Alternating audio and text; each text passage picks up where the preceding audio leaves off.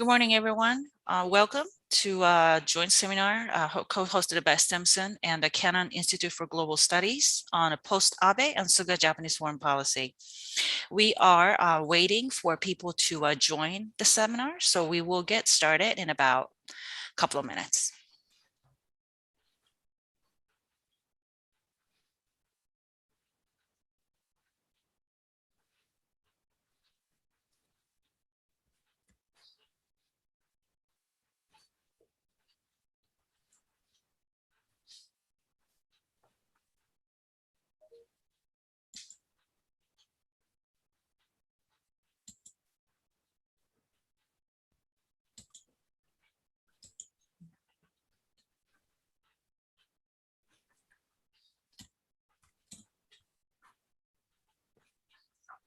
Oh.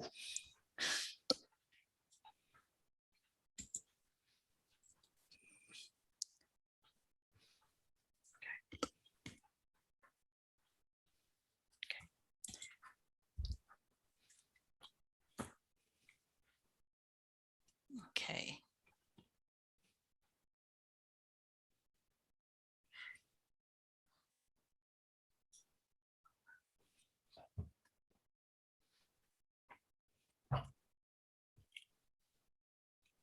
Okay. Well, I think looks like more people may be signing on as we go, but since we only have an hour in respect of everybody's time, I'm going to go ahead and get started. Good morning to those of you who are chiming in from the US, and good evening for those of you who are tuning in from Japan and the rest of the Asia. My name is Yuki Tatsumi. I'm a co-director of an East Asia program at Stimson Center in Washington, but I'm also dual-hatted as a non-resident fellow at the Canon Institute of Global Studies. And Stimson has been delighted to have a cooperative relationship with CIGS. And we, as a part of our corporation, we have been hosting this joint seminar on the topic that are important to US-Japan relations, as well as Japan's foreign policy and national security policy in general.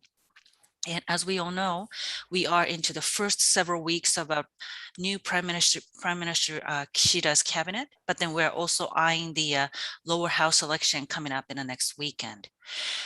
And how does all these changes within Japan might or might not affect Japan's foreign policy and security policy trajectory? I'm delighted to welcome two guests who shared their thoughts with us on these issues. Starting from the screen on the left, happy to have Mr. Kunihiko Miyake, a research director of the Foreign and National Security Policy Unit at Canon Institute of Global Studies. And on the right of the screen, I also have Mr. Hiroyuki Akita, who is a commentator of Nihon Keizai Shimbun.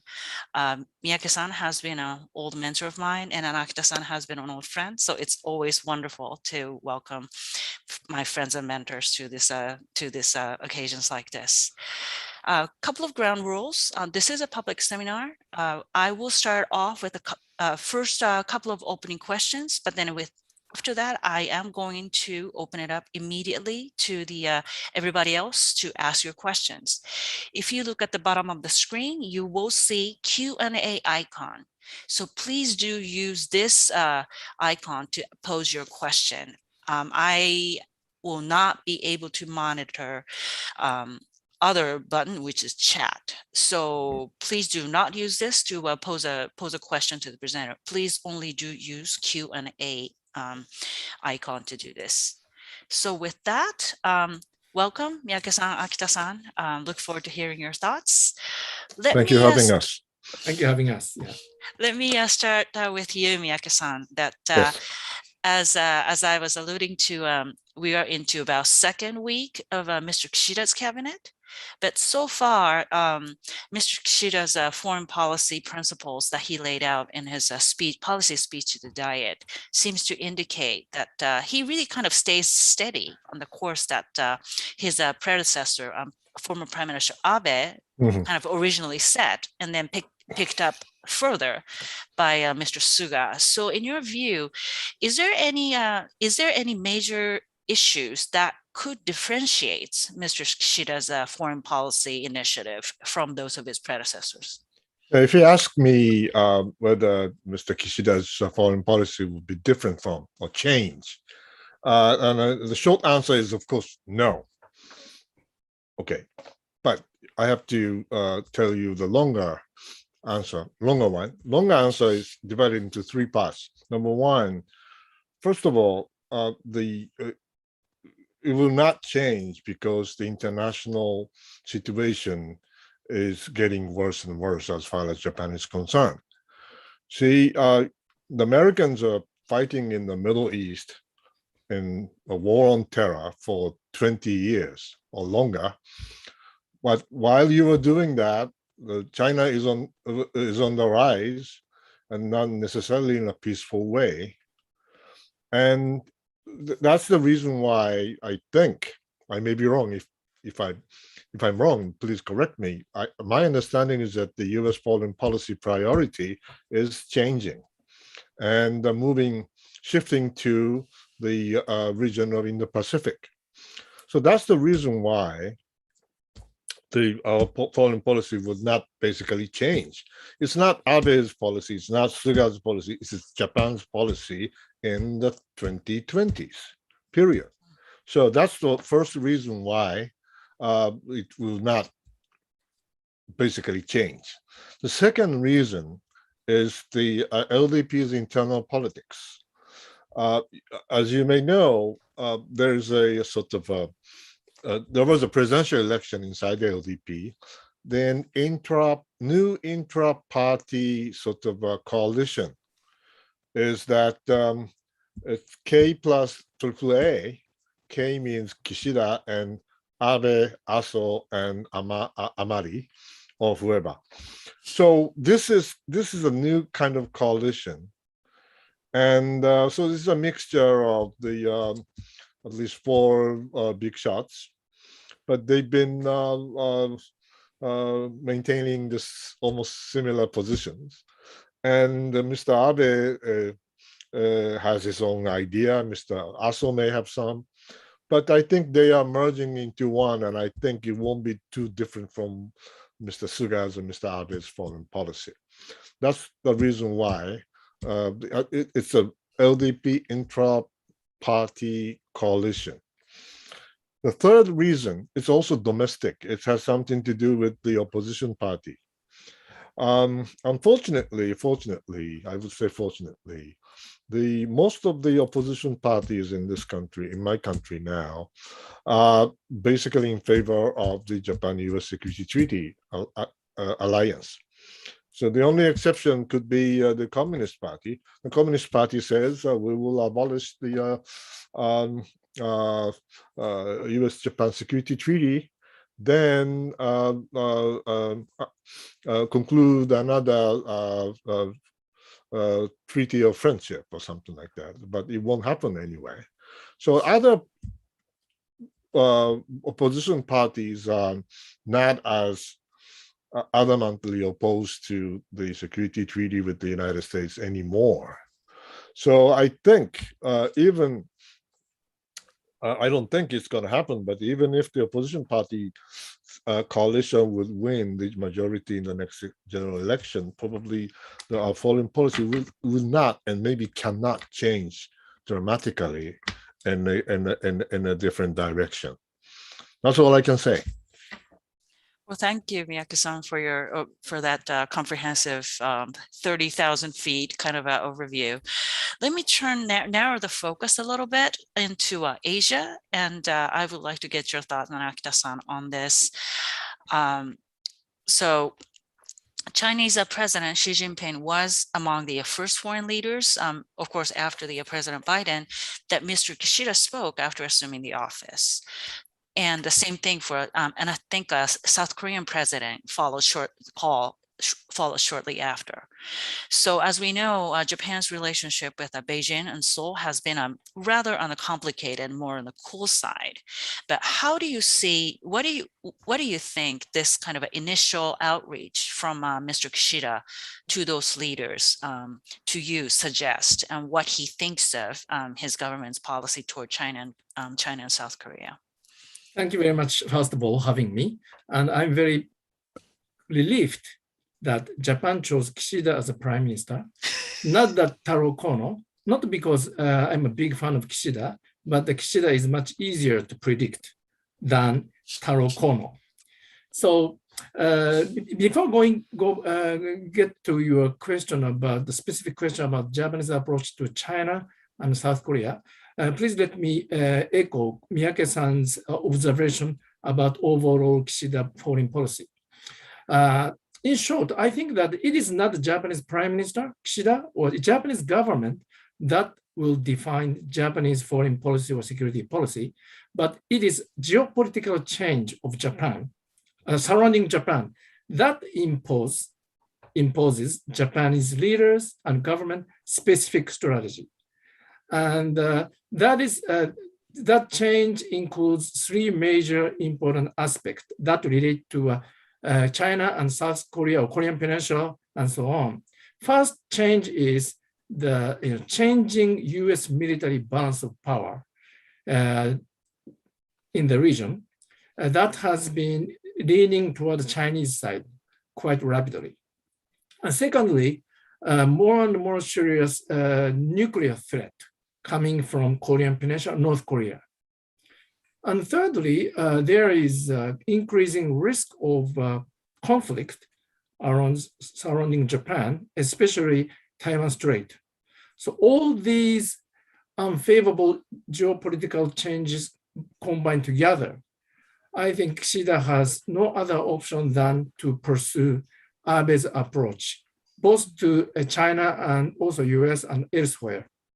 That is to enhance US-Japan alliance, and Japan play more role to sustain it, and also try to reach out to a like-minded country like India and Australia to stabilize the region and also secure Japan. So basically, it is a continuation of Abe's approach. But then get to your point about Kishida's approach to China and ROK. So even though Kishida will inherit Abe's approach, it doesn't mean that he will exactly trace Abe's China policy, I think, because they are different person. And DNA as a politician of Abe and Kishida are largely different. Abe's DNA as a politician is, of course, conservative view. And also in terms of the security policy, he is a realist. That makes much of a power. But the Kishida is known to be a relatively pragmatic, I would say pragmatic liberalist. And he appeals himself as he has good talent to listen to other people's voices. So that may affect Kishida's approach to China in some degree, though the spectrum is limited. So next year is the 50 years anniversary of Japan-China's diplomatic normalization. And also there's going to be a Party Congress of China. So it seems to me that unless China will change its stance to Japan to be more provocative, now China try not to provoke excessively to Japan in the midst of US-China's strategic confrontation. So unless China will change its attitude to Japan, Kishida will try to maintain or enhance senior level dialogue, and also try to establish some kind of like a contingency communication mechanism. So basically try to establish crisis management mechanism, including his meeting with Xi Jinping. So thereby Japan can stabilize its relation. It is not embracing China, but it is to stabilizing effort of its bilateral relation. So in short, maybe Kishida's approach is in between Abe's approach to China and Fukuda. Do you remember Prime Minister Fukuda, who was kind of like a quite liberal and adopted moderate approach to China? So Kishida will be in between. But again, if China's attitude to Japan and the region is a very, very big uncertainty and big variable. So Japan is an adaptive state. So if China behave differently, Japan will adapt. So this is my answer to China question. And ROK is a very interesting kind of a topic for Kishida, because during Abe cabinet, he played the role of a foreign minister for 5 years. And I was interviewing Kishida's role when Japan signed the agreement on the comfort woman issue with ROK in 2015. And I was told that Kishida was quite, not enthusiastic, but quite proactive to engage negotiation with his counterpart. And on the day of the when Abe made a decision to go ahead and sign it, maybe it was Kishida who persuaded Prime Minister Abe to sign it. And so it seems to me that Kishida have kind of like a view that he wants to stabilize Japan and ROK relation by overcoming history issue. So he has that kind of a view. But again, next year is election year for ROK. So I'm not so sure that to how much extent Kishida and his counterpart in Seoul will have leverage or kind of free hand or leeway to improve this kind of difficult situation. So Kishida may have intention to ease tension between Tokyo and Seoul, but I'm a bit skeptical about to how much extent he can deliver his will. Thank you, Akita-san. That was very illuminating. What you said about your interview with Mr. Kishida right after the Comfort Woman agreement. That was was it visit before? Interviewed his advisors. Advisors, okay, Yeah, not himself. Okay. Yeah. Okay, but that was very interesting. That is, I think, very illuminating about that. Really reflects how he feels about Japan's relationship with its neighbors and how Japan needs to move forward. Moving on. So, like both of you said, Japan is eyeing the election next year too. And not next year, next week. We now call it like a Halloween election. That's right. So, right. So, Akita-san, how's the atmosphere surrounding election campaign now with the new leadership and with the LDP's I guess internal changes that seem to be happening in the process of electing Mr. Kishida? Does that bring in new I guess energy or excitement, if you will, amongst the constituents about maybe LDP will go through necessary changes to modernize itself and have a fresher face and fresher policies that are more, I guess, taking many other factors into consideration. So what's the mood like surrounding election campaign now? It is for LDP, weather surrounding election is in between sunny and cloudy. So there are a lot of projections based on the polls, and it says that LDP will lose several seats, but maybe somehow will maintain over the majority of seat. Maybe LDP alone, but definitely with the Clean Party, Kome Party. So as a ruling party, Kishida will maintain the majority, but the LDP will lose some seat because current last election, LDP won quite overwhelmingly under Abe administration. So it's kind of like a subtle, it will be subtle result Kishida will say that he won the election because he successfully maintain the majority by ruling party. But also opposition party, Rikken Minshito, what is the English name of Rikken Minshito? Constitutional Democratic Party. Okay, yes. Constitutional Democratic Party, biggest opposition party. I don't know what it means. Yeah, is None of us do. projection is that they will increase seats also. So they will, I think, they will claim that they are the winner.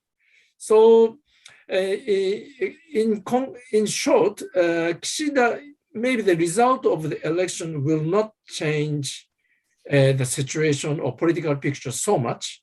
Kishida will stay as a relatively popular leader in comparison to Suga, his predecessor. But the election will not necessarily give him more momentum for him to accelerate his policy agenda. So more or less status quo. That is my prediction. Miyake-san, your prediction? Let me add something, because what he said is basically the sound,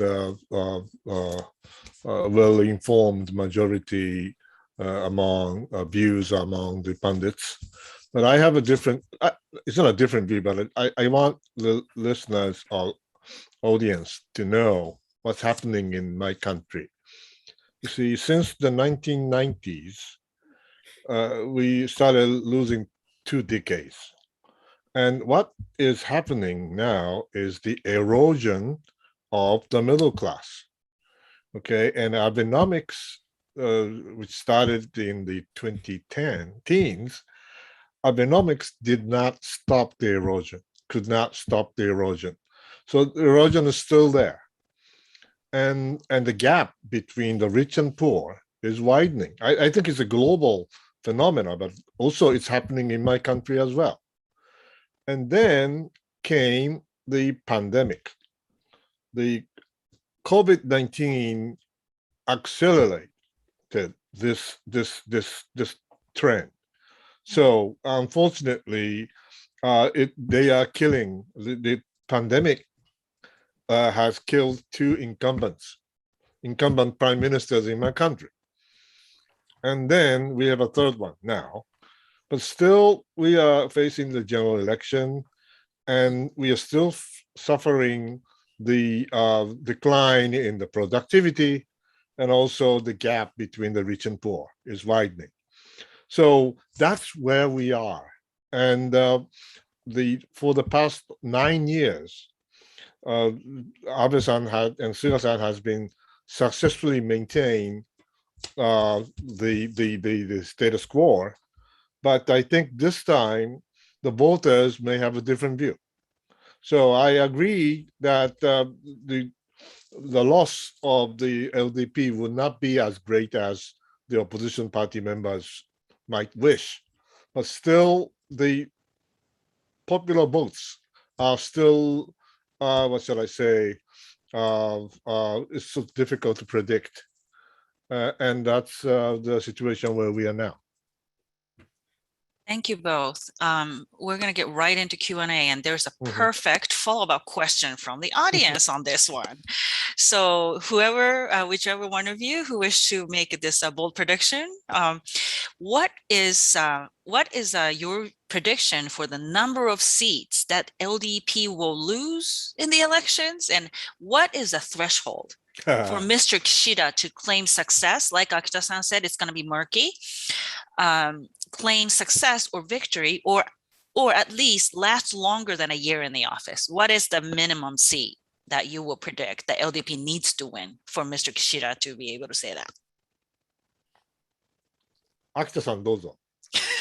That is question for Akita-san, I think. I'm not in a position to say that. Yeah. Okay. So I think that the threshold that he cannot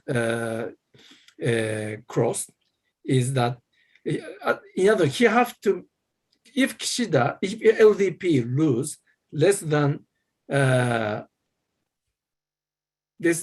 so now majority is, to gain majority, it is like 233, kana? Yeah. So if anyway, if LDP will lose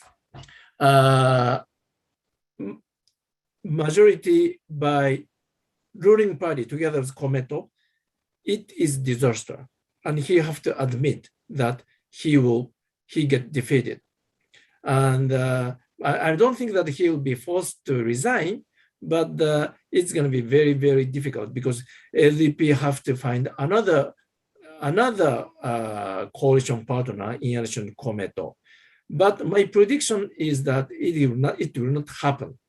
My prediction is based on the several polls, all combined together. I think that the LDP will lose about the 30 seats. So, and Kome will gain like around 30, less than 30, combined together. LDP and Kometo together, ruling party will gain and maintain 260 to 270. So this is a majority, a stable majority. So I think that it is likely, I agree with Miyake-san's analysis about the eluding political base for LDP, but in terms of the number of the seat, LDP and as a ruling party, together with Kometo, will gain. I don't think there is going to be wouldn't be any political shock for LDP. Thank you. So next question, let's move right into Mr. Kishida's specific policy initiative that has been floated.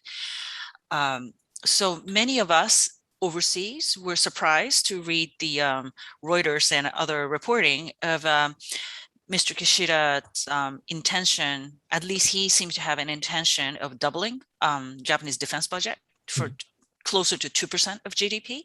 However, LDP's coalition partner, Komeito, is not exactly keen on that. So I don't know which one I should ask you to go first, but how does this, how do you see this plays out?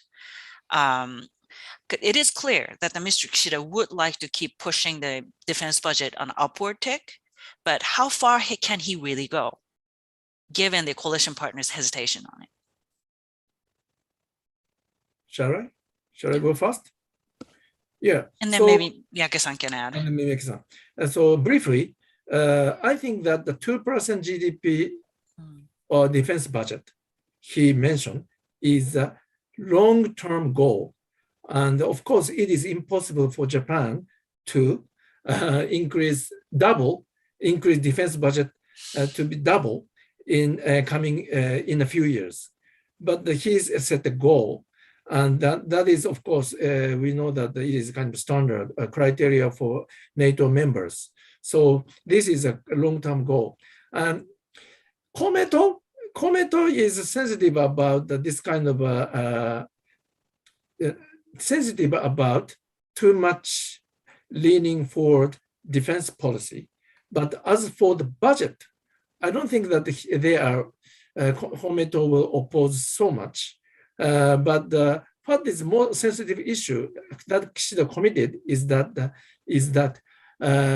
Kishida, said he will consider for self-defense forces to acquire or enhance strike capability to complement or supplement missile defense system, because North Korea now have a kind of like a new type of a missile that may neutralize Japanese missile defense system. And China also have more than 1,000 mid-range ballistic nuclear missiles that can hit Japan. So in order to, for Japan to have a better deterrence capability together with the US, Kishida believes that it is time for Japan to consider to develop its own strike capability. And this could be a contentious issue. Kometo is kind of like against that idea.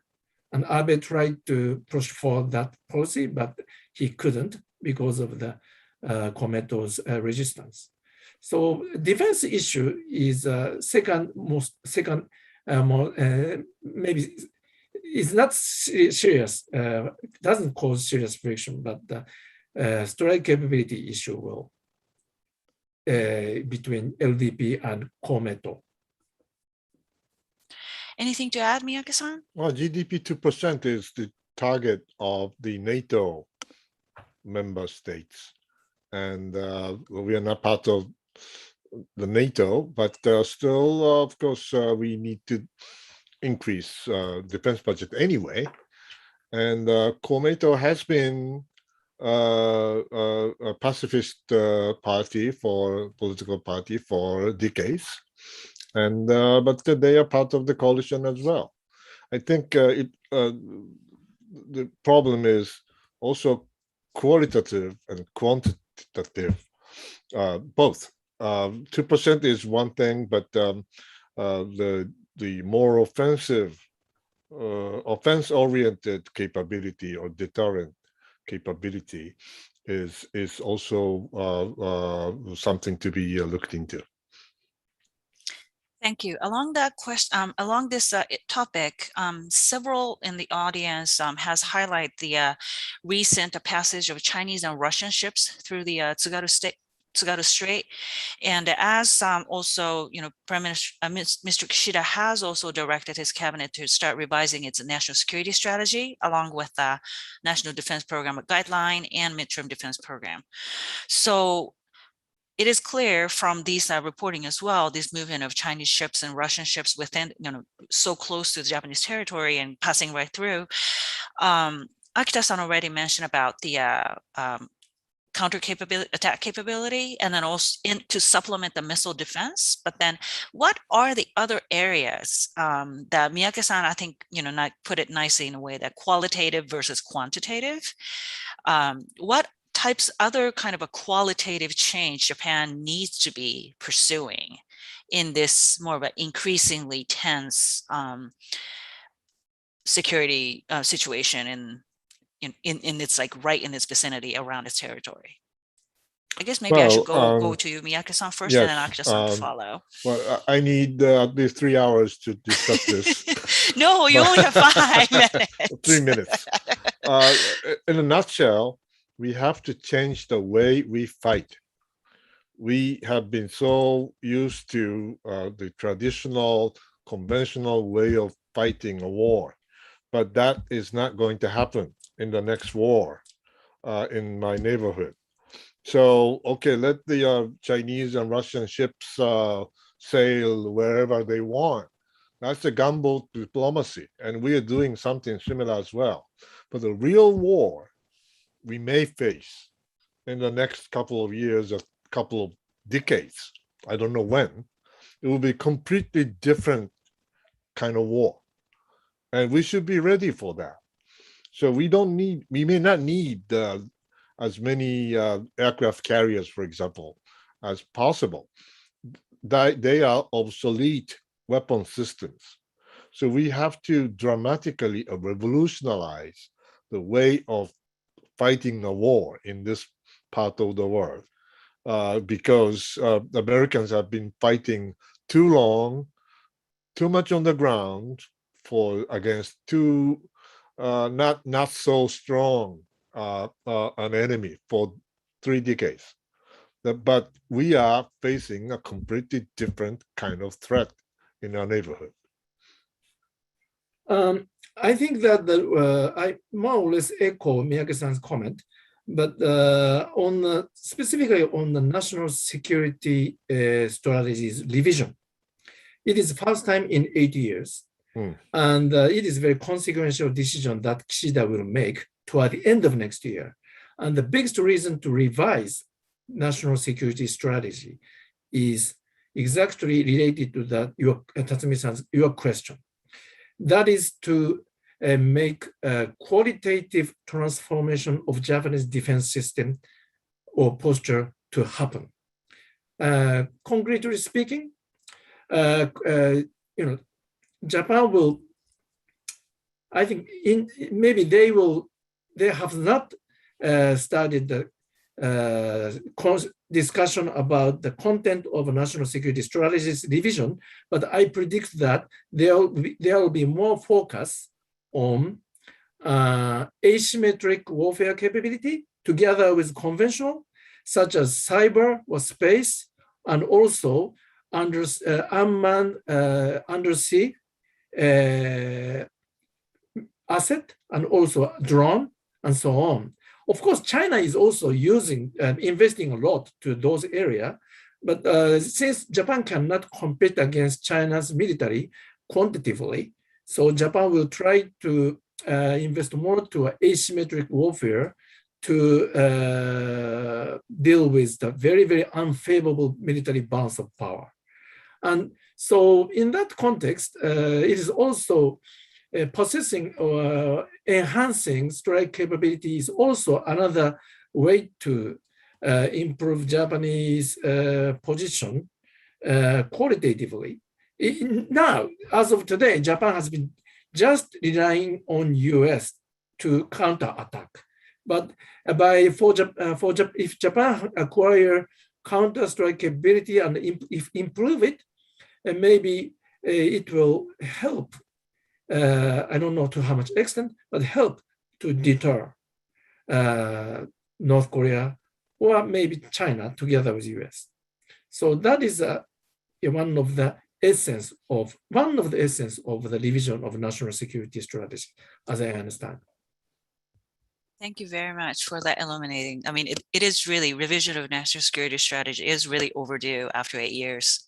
So I think that will be, I think you were right. I never even frame it that way, but I think this is one consequential decision that Mr. Kishida makes while he's in the office. And that's probably what he will be remembered by, for nothing else. But along that line, so as Akita-san pointed out, there is a tension has been rising in Asia, and then especially in the last year or two, there has been a real concern by voiced by senior U.S. military leadership as well about the risk across Taiwan Strait. So amid concerns that risks or concerns are increasing, that China might attempt to launch an attack against Taiwan, perhaps as a result of maybe inadequately controlled crisis escalation. What roles do you think Japan could play in the next couple of years to assemble a balancing coalition, I guess, beyond USA, beyond the US, deter such an attack? And I think that could include Japan's promoting the Quad Cooperation under the big umbrella of a free and open Indo-Pacific concept umbrella. But how can Japan reach out to other US allies and partners in and outside the area, like some of your NATO powers are now showing more and more interest in the stability in this region as well. So how do you see that moving forward? Maybe I will go to you, Miyake-san, and then I'll ask Akita-san to add. I think what we need is a multi-layered sort of a combination of multiple frameworks or mechanisms of security related deterrent sort of a mechanism. So US-Japan security bilateral treaty is one thing. You may have AUKUS, it's a more security-oriented framework. Then you have Quad, it's more political, military, but even economic. So what we need is a combination of multi-layered, different kinds of security-related, deterrence-related mechanisms, regional or global, so that so that we can send the right message to the Chinese side that they whatever threat against that island is not worthwhile, and that's the essence of the deterrence. And unfortunately, maybe these days they may think that they might be able to do it without, even with the American full involvement. So we have to change that. We have to send them the right message that they may not be able to easily succeed in doing that. So that would probably effectively deter whatever threat against the small island, our island as well. I think that we had better to separate to two different phases. One is a peacetime competition or peacetime deterrence capability against China as regards to a Taiwan Strait. And another one is a wartime cooperation. And as for peacetime deterrence effort, yes, Japan is reaching out. Of course, Japan has been enhancing its cooperation with US, but the question was, beyond US-Japan alliance, Japan is reaching out to a UK and also France, and then they they sent aircraft carriers, or France also quite frequently, they are sending their naval asset to East China Sea and South China Sea. So Japan is kind of actively collaborating with those European powers and conducted a joint exercise and also accommodated their port visit to a Japanese port. UK aircraft carrier also visited Japan recently. So purpose is not to fight together, fight against, not to militarily intervene to Taiwan crisis together with European power. China have, in terms of number, China has more than 300 warships. So sending for Europe to send one aircraft carrier doesn't help. But still, Japan believes that by collaborating with European powers, there is a one deterrence effectiveness. That is to complicate China's strategic calculation. If they believe that it is only Japan and US that will intervene in time of conflict, maybe they can easily make a plan, scenario planning.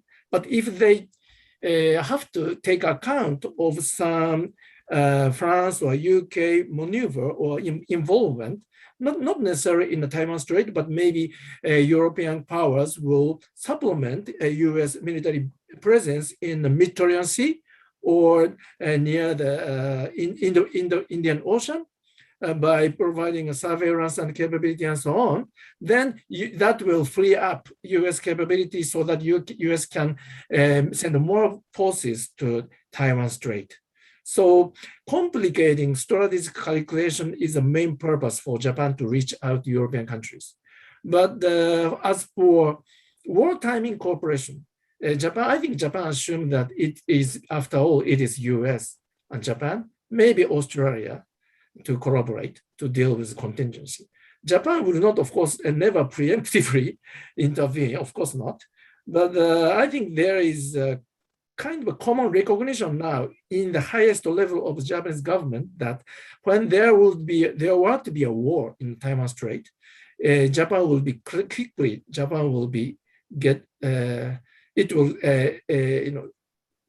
fight theater, military theater, fighting theater will spread to southwest island chain of Japan. And also it may be possible that China will launch missiles to a US base in Japan, Okinawa. So Japan cannot be outside. So in that, based on that assumption, I'm sure that very, very quietly and secretly, Japanese MOD, Ministry of Defense and Ministry of Foreign Affairs are consulting with their counterpart to come up with the specific joint operation planning. Thank you both. Along with the what you've mentioned, and especially to the point that Miyake-san has talked about on how Japan may need a multi-layered architecture to complicate the strategic calculus on the part of Beijing. You mentioned AUKUS. How is, in your view, how was AUKUS, when it was announced, was perceived in Japan? And then part of the big portion of the deal that was very much pronounced was the AUKUS Corporation to get Australia a nuclear submarine capabilities. Does that influence, you think, Japan's thinking moving forward in terms of as they consider those qualitative transformation of its force? I think maybe I'll start with Akita-san and then maybe ask for Miyake-san's additional thoughts. Yeah. I think that the reaction, and it is not my view, but at first it is a reaction I've heard from Japanese government was quite positive. And I myself also think that it is very quite positive for Japanese security because what Japan worry most, one of the biggest concern is that China's SLBM or China's second strike capability, nuclear missiles, will weaken the US extended nuclear deterrence capability being provided to Japan or Australia. So Japan doesn't want China to make South China Sea as a sanctuary for nuclear SLBM. But in that context, for Australia to have a nuclear submarine that can, that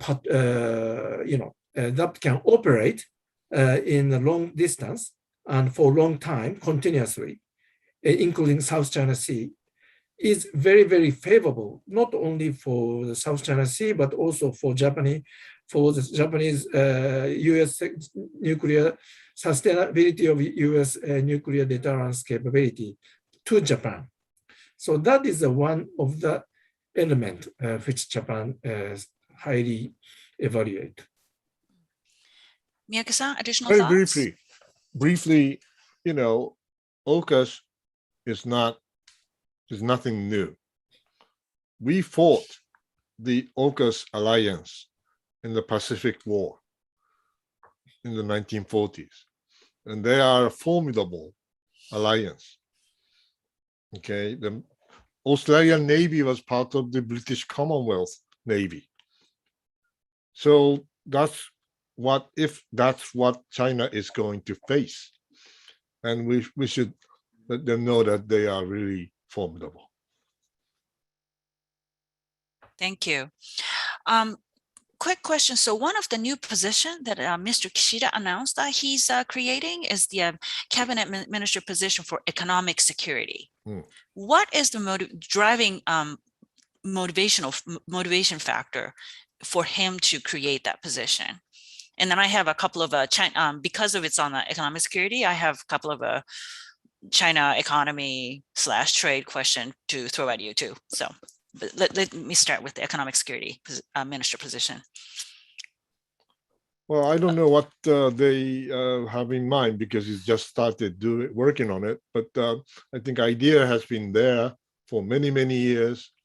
But in many cases, the business circles, the people in the business community do not always consider certain kinds of state-of-the-art technologies as part of the national security.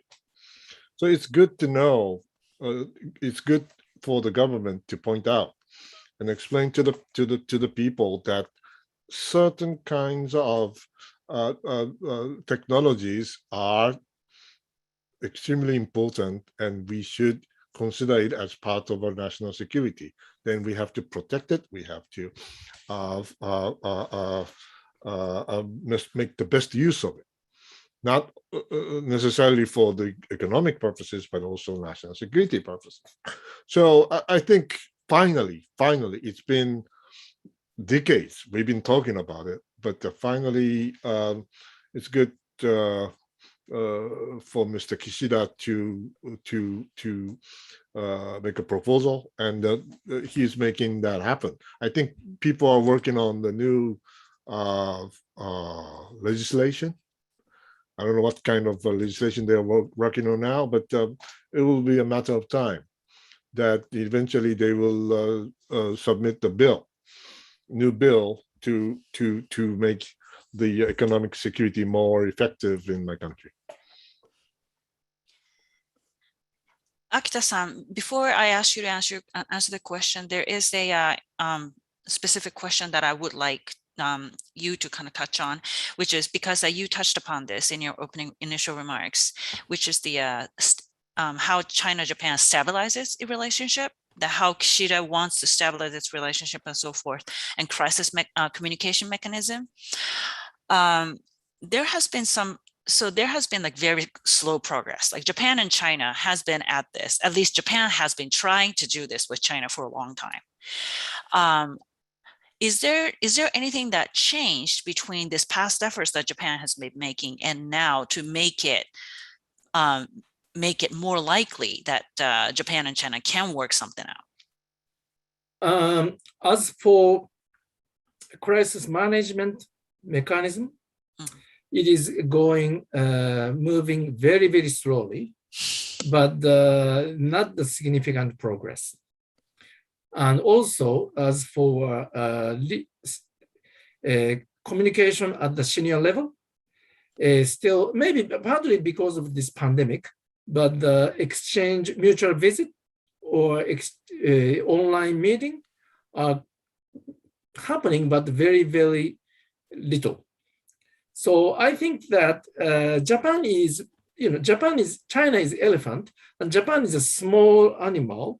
Japan in terms of size, so Japan is more keen to stabilize, but I'm not so sure that to how much extent that China have enthusiasm to set up crisis management mechanism. That is a kind of, unfortunately, that is a reality. But at the same time, it is very strange and amusing to see that China is adopting a totally different approach to Japan and Australia. Both Japan and Australia are collaborating with the US more closely to compete against China economically and also in terms of security, and also in the context of US-China strategic competition.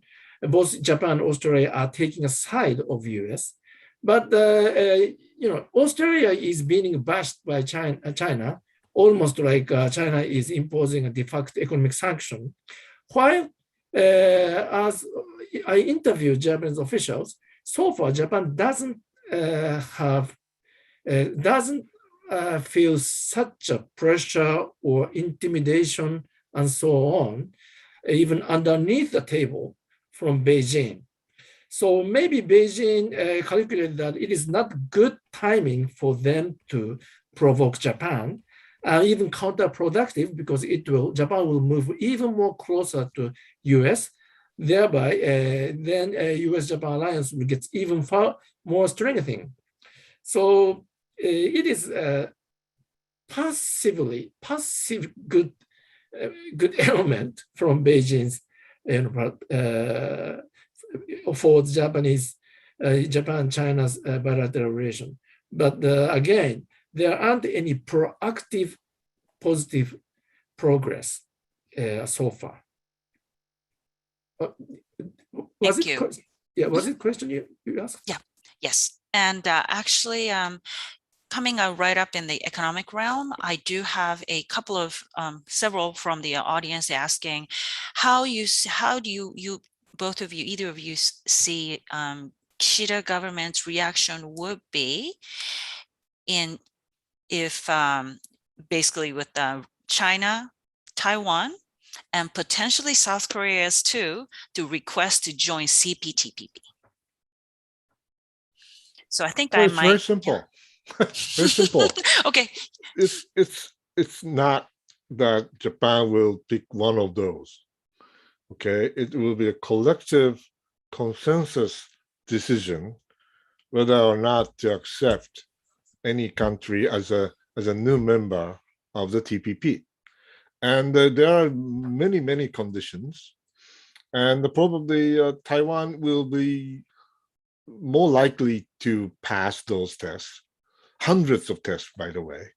And China may be much less likely to pass the test. They cannot pass the test of the state-owned company reform, first of all, for example. So South Korea, I think they are a free trade nation, and I'm sure that they can probably more likely to pass the test and come and join us, period. But the question is, because this is a consensus which would make the final decision, so China may have some support among some members to veto the accession of Taiwan to the TPP, and vice versa, of course. So there'll be no simultaneous accession to the TPP. I mean, I'm talking about China and Taiwan. I think it will take a long time. But the South Korea could be different. That's my view. Recently, I published a commentary to insist that Japan should be very, very cautious to deal with the China's application. Then there was a lot of reaction, both inside and outside Japanese government. And I think that there are two camps inside government. One camp is exactly the same as Miyake-san, and also myself. Basically, TPP is a very high standard. And also TPP is a de facto economic coalition or economic alliance among the countries that share the value of, not necessarily democratic value, Vietnam included, but the value of the rule of law and transparency of economic policies and so on. So one camp is that Japan have to be very, very cautious, even to proceed negotiation with China. But there's another camp, not the majority, but that insists that Japan should proactively negotiate with China without compromising TPP standard, never compromising, but without. But also, they believe that it is good chance for Japan to urge and pressure China to improve their, improve their very, very transparent economic system and policies by using a tool of TPP. So there are two camps, but I think that the first camp is more majority now. And as Miyake-san said, if one by TPP rules defines that consensus is necessary to allow new membership. So if Japan opposes, China cannot enter. I'm sure that China is reaching out to many other TPP members, especially to ASEAN countries. And then China has already gained support from ASEAN countries, some of ASEAN countries, and also from New Zealand and Mexico for their application. So China's strategy is to isolate Japan, maybe Australia, and then pressure Japan so that Japan cannot veto. But it remains to be seen what will happen.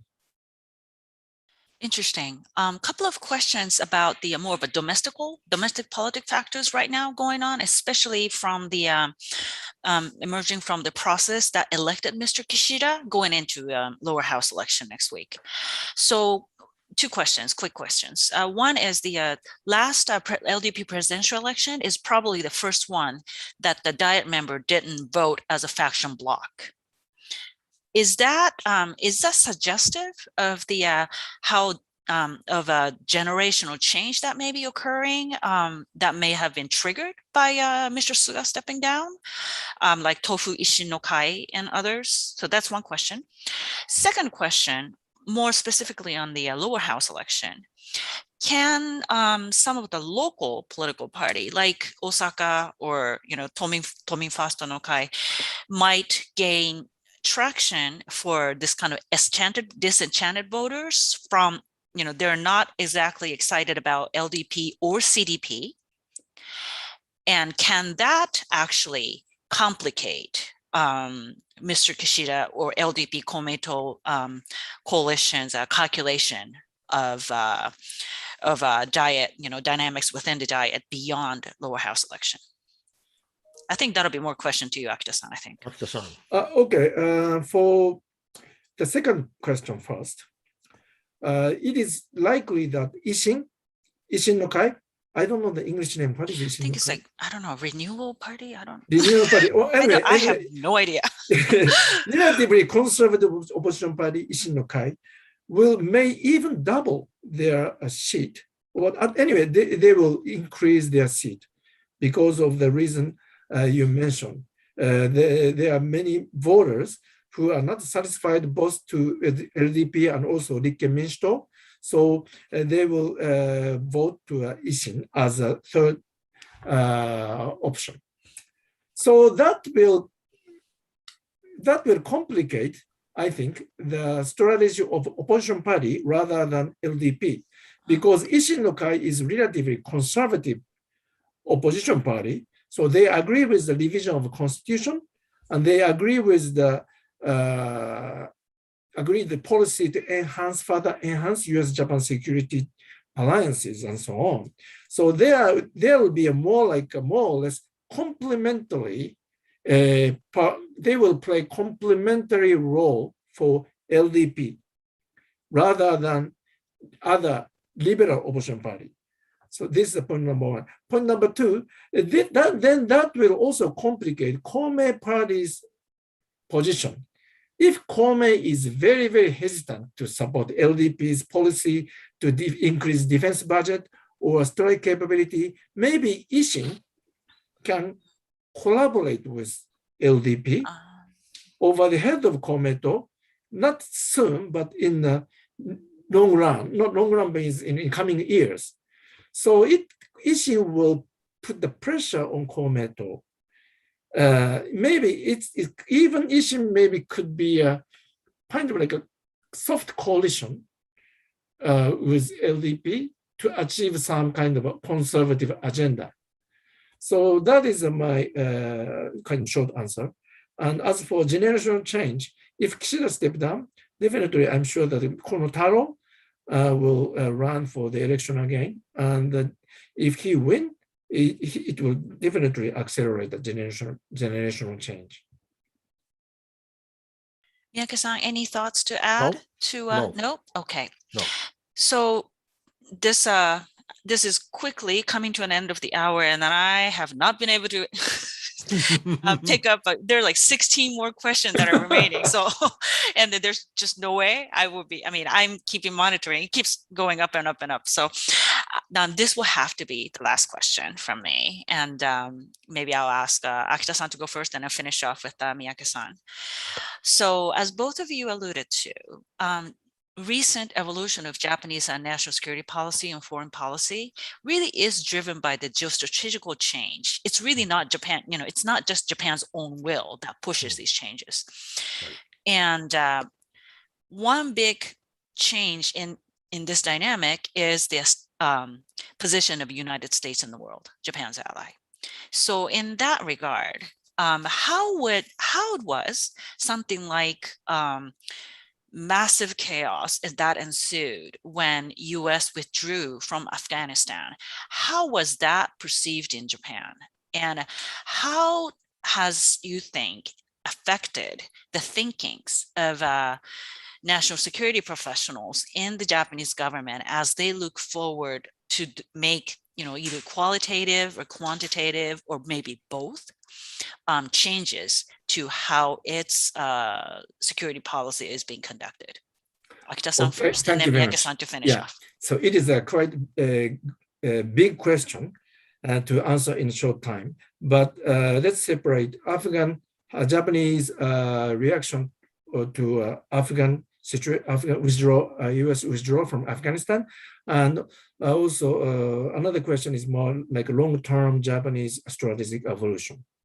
So for Afghanistan, I think that there are positive and negative reaction, but I think my sense is that more or less Japanese policymakers or experts perceive U.S. withdrawal from Afghanistan as a positive move. With the poor implementation of withdrawal operation. So strategically, it is positive because it will enable U.S. to allocate more resources to Indo-Pacific. So I think that the U.S. is more credible after U.S. withdrawal from Afghanistan rather than U.S. is staying in Afghanistan and continuously fight against Taliban. So I think U.S. withdrawal has improve the credibility in Japan. I don't think in Europe or other part of the world, but as for Japan, Japan is happy. But Japan doesn't mix the operational chaos and strategic. Japan doesn't perceive operational kind of confusion or operational missteps as a strategic tragedy. So this is one answer, short answer to Japanese reaction to U.S. withdrawal from Afghanistan. And as for long-term Japanese strategic evolution, I think that it is right. Japan is not spontaneously, making strategic changes, but Japan is, I think, DNA. Every country have DNA. And Japanese DNA is adaptive state. Unlike US or China that have a luxury to design strategy as they like, and then try to pursue, and then face the reality and then adjust. So it is kind of spontaneous strategic state. That's the US and China. But Japan is adaptive because Japan is very vulnerable, and Japan is surrounded by unfriendly nuclear power, Russia, China, and also North Korea. Japan cannot afford to make a strategy as we like. But its accumulation of adaptation is the history of Japanese strategy. And it looked like a very, very inconsistent, but the consistency is adaptation. Japan closed the border during Edo period. Then suddenly Japan opened the border after Meiji Illustration and westernized, but then allied with the UK. And then at the World War II, Japan fight against US and UK. And then right after the defeat, Japan allied with US. So all options, but coherence is adaptation. So I think that will continue. Now Japan is trying to adapt to the expansion of China's sphere of influence. And when US will reduce its presence in this region, Japan will also have to adapt. And that will be a more a proactive role for Japan to sustain US alliances with Japan. And if it is impossible, I don't know what will be the option, but Japan will adapt. That is my answer. Thank you. At this point, I disagree with Akita-san for the first time in this program. Well, probably we might have been passive and adaptive until now. So for good reasons, Americans are fighting a Cold War in in the European continent. We are not active, key player. We were a bystander, sort of, because Americans could fight without Japan. Okay, in the case of the Middle East, yes, we were bystanders. And the Americans could fight the war on terror without Japan. But here, in this Indo-Pacific region, Americans cannot fight without Japan.